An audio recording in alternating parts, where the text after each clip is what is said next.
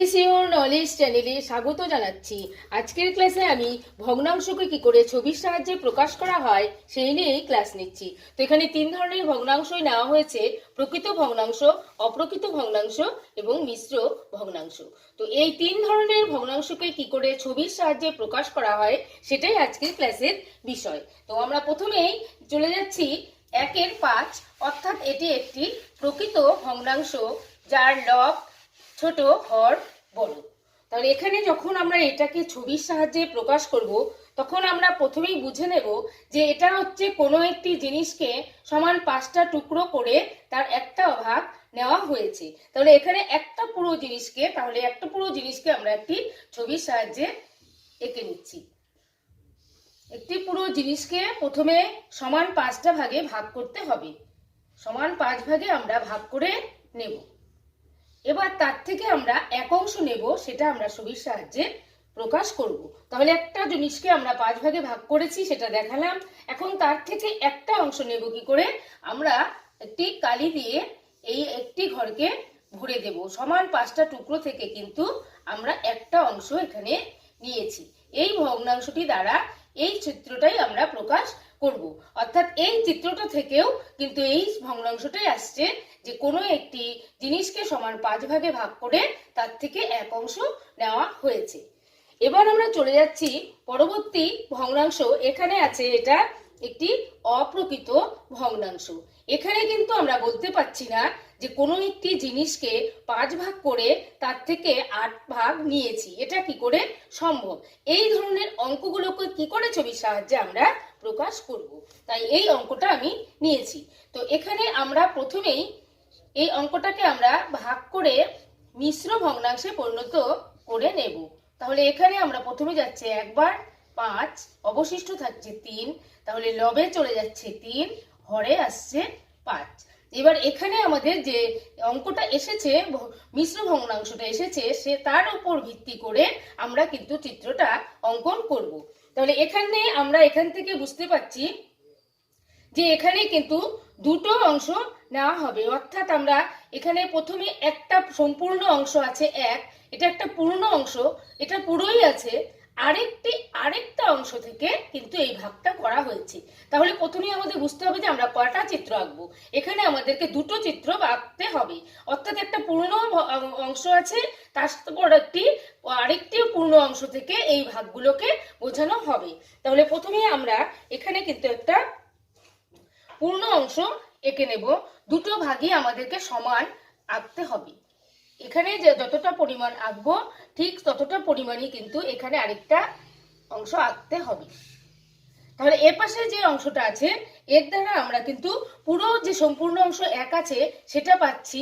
তাই এই পুরো অংশটাকেই কিন্তু আমরা বুঝে দেব, ওইভাবে রং করে বুঝিয়ে দেব যে আমরা এই পুরো অংশটাকেই নিয়েছি। এখানে যে এক পূর্ণ আছে, অর্থাৎ এক যে পূর্ণ সংখ্যা আছে সেটা আমরা পুরোটাই পেয়েছি। এবার বাকি যেটা অংশটা থাকবে সেটার ক্ষেত্রে আমরা সমান 5 ভাগ করে তিন ভাগ নেব।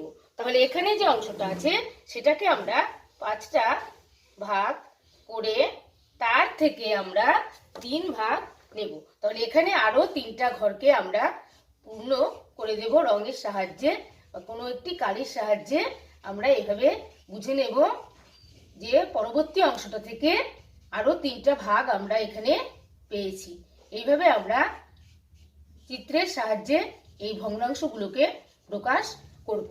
অর্থাৎ প্রথমেই আমরা এরকম কটা চিত্র আঁকবো সেটা বুঝতে গেলে এখানে যে অঙ্কটা এসেছে ভাগ করার পর সেখানে পূর্ণ সংখ্যা 1 আছে, তার মানে একটা পূর্ণ সংখ্যায় আমরা পাচ্ছি।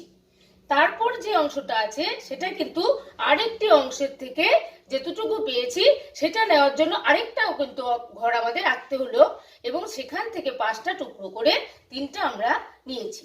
এবার আমরা চলে যাচ্ছি পরবর্তী অঙ্কে। এটা কিন্তু একটি মিশ্র ভগ্নাংশের আকারে দেওয়া আছে। আর মিশ্র ভগ্নাংশের আকারে করার নিয়মটা আমরা এইভাবে করেছি, কিন্তু এখানে পূর্ণ সংখ্যা আমরা দেখতে পাচ্ছি 2, এখানে 1 নেই, 2। তার মানে এরকম দুটো ঘর কিন্তু আমাদেরকে আমরা পেয়ে যাচ্ছি। যেই ঘরগুলো আঁকবো সেগুলো সবগুলোই কিন্তু সমান মাপের আঁকতে হবে। আমি হাতে আঁকছি, হয়তো একটু উল্টোপাল্টা হতেও পারে, কিন্তু আমাদের নিয়ম হচ্ছে সমান আঁকানো। তাহলে এখানে প্রথমে পূর্ণ সংখ্যা 2 আছে, তাই দুটো ঘর আমরা পাচ্ছি। তারপর যে ভাগটা আরেকটা ঘরকে নিয়ে এই ভগ্নাংশ ভাঙা যে অংশটা সেটাকে বোঝানো হবে, তার জন্য কিন্তু আমাদেরকে আরেকটা ঘর একই মাপের নিতে হচ্ছে। এবার প্রথম ঘরটা আমরা পাচ্ছি, দুই পূর্ণ সংখ্যা আছে, তাই আমরা দুটো ঘর নেব। দুটো ঘরই পাচ্ছি, ছবির সাহায্যে আমরা দেখাবো। এইভাবে ভরে জায়গাগুলোকে ভরে নিয়ে আমরা দেখাবো যে আমরা দুটো ঘর নিয়েছি। এরপর বাকি যে ঘরটা আছে সেখান থেকে আমরা 7টা টুকরো করব, তারপর তার থেকে 3টা নেব। তাহলে এখানে 7টা টুকরো করছি। 7টা টুকরো করে তার থেকে আমরা 3টা অংশ নেব।